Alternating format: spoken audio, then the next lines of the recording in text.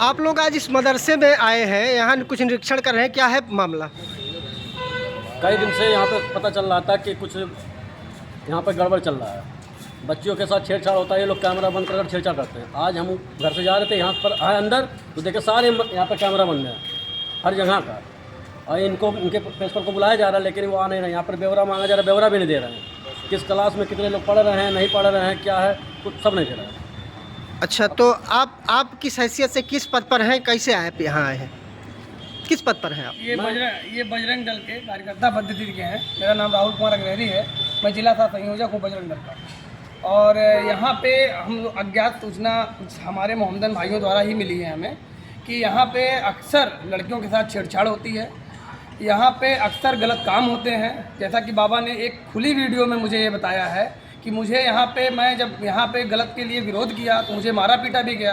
ये 2012 से 2023 तक ये बाबा यहाँ पे उपस्थित रहे, रसोईया में थे। 1000 रुपये महीने पे यहाँ पे सैलरी पे जो भी कुछ इनको मिलता था, ये यहाँ पे उपस्थित रहते थे। इन्होंने कई ऐसे अपित घटनाओं को देखा अपनी आंखों तहे, जिससे ये मदरसा संसार है, मनमानी चल रहा है। कुछ भी यहाँ प्रिंसिपल टीचर अब मनमानी चलाते हैं। यहाँ पे जो बच्चियाँ पढ़ने आती हैं, चाहे वो मोहम्मदन भाइयों की, उन बच्चियों के साथ छेड़छाड़ का मामला सामने आया है। उन लोगों से ये लोग बता रहे हैं कि वो जो मास्टर हैं, जो प्रिंसिपल है, वो छेड़छाड़ करते हैं, बदतमीजी करते हैं। यहाँ पे हम लोगों जो जब ये सूचना प्राप्त हुई तो हम लोगों ने इस मदरसे का अभी जांच किया। उस जांच के दौरान पाया गया कि सारे कैमरों की क्लिप निकाली गई है, सारे कैमरे उल्टा किए गए हैं जिससे कुछ दिखे ना।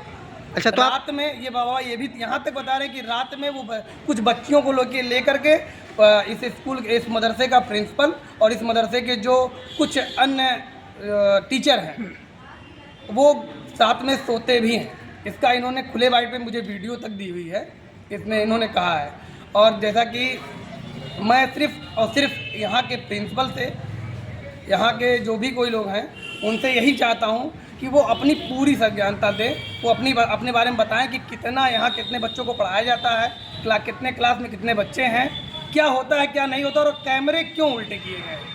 सिर्फ इतना जानना चाहता हूँ। और मारने का धमकी भी देते हैं। कोई कुछ बोलता है तो मारने की धमकी देते हैं। मारते हैं, मारने की धमकी। तुम्हारे ऊपर आँच नहीं आने देंगे, चाहे काठू लहास गिर जाएगा, ऐसा भी बोलते हैं, धमकी देते हैं। आप ये बताइए, आपका नाम क्या है और एक मदरसे के आप संस्थापक हैं, उसके अध्यक्ष हैं, तो क्या पूरा मामला है? लोग आरोप लगा रहे हैं कि यहाँ पर सुरक्षा व्यवस्था को लेकर के कोई कुछ है नहीं है, और दूसरी चीज़ यहाँ के कुछ हिंदू संगठन हैं और कुछ आपके बिरादरी के लोग हैं, वो इस तरह की बातें क्यों कर रहे हैं, क्या ऐसी वजह है? देखिए, सबसे पहले तो हम आपके माध्यम से ये बताना चाह रहे हैं कि हमारा नाम समीम अहमद है।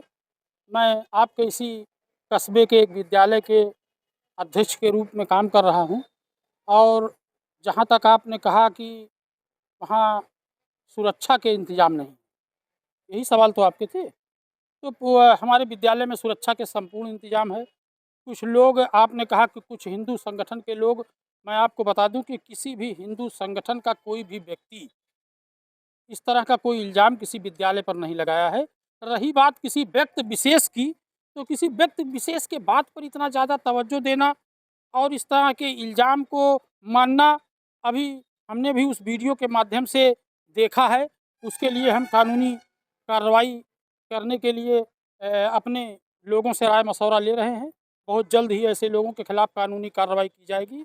और जो इल्ज़ाम विद्यालय पर लगाया गया है, सबसे पहले मैं आपको बतला दूं कि 12 या 13 फरवरी से हमारे मदरसे में सरकारी छुट्टी, जो तकरीबन 25 मार्च तक ईद के 4 दिन बाद तक छुट्टी रहेगी। पूरे महीने या 1.5 महीने तक विद्यालय हमारा बंद है।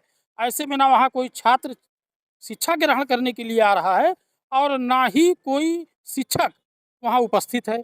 ऐसी दशा में बंद विद्यालय, महीने से बंद विद्यालय पर इस तरह का इल्ज़ाम लगाना। लोगों ने कहा कि यहाँ कैमरा टूटा है गेट पे लगा हुआ। हाँ, हो सकता है कैमरा टूटा हो, लेकिन वो कैमरा पूरी तरह से पारदर्शिता से लगा है विद्यालय में। अभी चूँकि रमज़ान का महीना चल रहा है, रमज़ान के महीने में हमारे विद्यालय कैंपस में ही मस्जिद है, जिस मस्जिद में 5 वक्त की नमाज़ें होती हैं, जिसमें बड़ी संख्या में हमारे समुदाय के छोटे छोटे बच्चों से लेकर और वयोवृद्ध तक के लोग नमाज़ पढ़ने के लिए आते हैं। जिसमें किसी बच्चे ने अगर शरारत करके कोई कैमरा डिस्टर्ब कर दिया तो ईद के बाद जब विद्यालय खुलेगा तो उसको दुरुस्त करा के ही पठन पाठन का कार्य शुरू कराया जाएगा।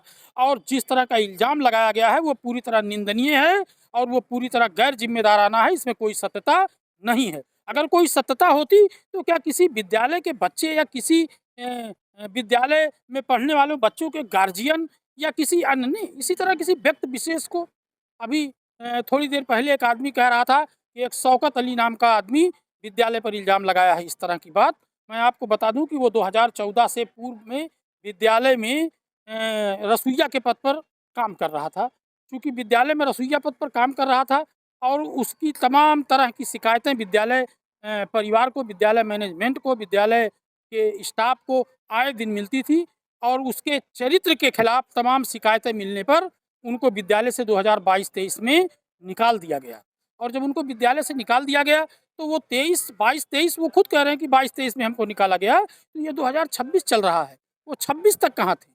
और अगर इल्ज़ाम लगाने का उनको बड़ा ही शौक था तो विद्यालय खुलता तब लगाते जब उसमें शिक्षक होते, उसमें बच्चे होते।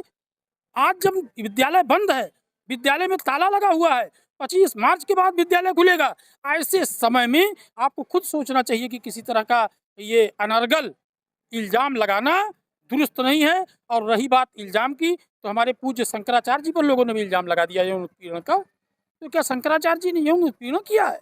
तो किसी जाति दुश्मनी को लेकर किसी संस्था को बदनाम करना ये किसी भी कीमत पर न्याय संगत नहीं है और न धार्मिक रूप से उचित है और न कानूनी रूप से उचित है। इसलिए विद्यालय में पूरी तरह पारदर्शिता है और जब भी विद्यालय खुलेगा पूरी पारदर्शिता से विद्यालय चलता है। विद्यालय में पढ़ने वाले छात्र छात्रा सरकार के पाठ्यक्रम के अनुसार किताबों से शिक्षा ग्रहण करके और हायर सेकेंडरी के तमाम विद्यालयों में एडमिशन ले रहे हैं। विद्यालय पर इल्ज़ाम सरासर गलत है, जिससे संस्था का कोई व्यक्ति स्वीकार नहीं करेगा और न संस्था से जुड़ा, मदरसे से जुड़ा, विद्यालय से जुड़ा कोई बच्चे का गार्जियन इसको स्वीकार करने के लिए तैयार है। किसी व्यक्ति विशेष के इल्ज़ाम लगाने से कोई किसी चीज़ की पुष्टि नहीं होती।